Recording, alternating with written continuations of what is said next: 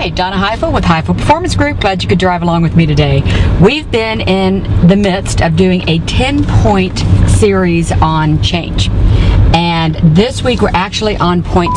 The last couple of weeks we've talked about the fact that change is difficult, change is inevitable, and how you still propel people forward or propel yourself forward to actually go ahead and move through the change.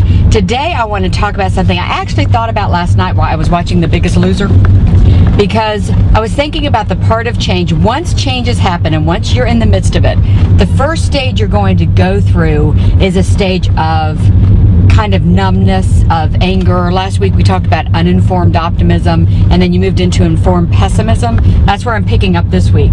And the fact is, when change really starts having an impact, all of a sudden you go from this, oh, it's going to be great and life's going to be different, to, wow, this hurts. And I was watching it last night on Biggest Loser, where they were having people try out for the show, and they had everybody there were like 3 contestants in each state or something. And what they would do is say, okay, now all 3 of you have to do something, and only 2 of you will make it, the 2 that win. And so they'd have them run a mile or do 500 steps on a stepper or whatever. And it was really painful to watch, much less actually be a part of.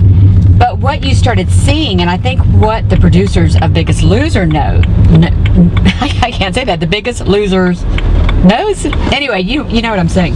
The producers are actually trying to figure out who's going to have the determination to stick with it. And what you saw in every case is that one of the 3 would have this mental thing where almost immediately they would start saying things like, I can't do it.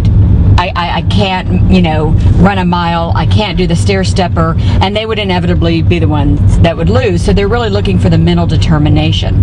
But the most important part during this phase of change is this is when people will get down on themselves, and they've got to see some incremental success. And what you'll notice is that when the show starts, they will work people to death, especially the first couple of weeks. And luckily, in weight loss, the first week is when you see the most loss. But they'll get on those scales and they're exhausted and they're tired and they're sore and they're hungry and they're thinking, why did I do this? Then they get on the scale and they've lost 2 pounds or 6 pounds or 10 pounds, whatever it is that they've lost. It's usually something really substantial, and you see their whole demeanor change. So what I want us to take away from that is, when you are leading people through change, or you're going through change, and that first stage where it starts to hurt and it starts to get tough, you've got to provide some small, incremental, quick wins. In an organization, even if it's saying, we just got word that this branch in this territory has increased their sales by this much, anything that says this works. Because nothing is worse than going through pain and going through agony and seeing no change at all. Because we're really, really, really going to be quick to going backwards if that doesn't happen.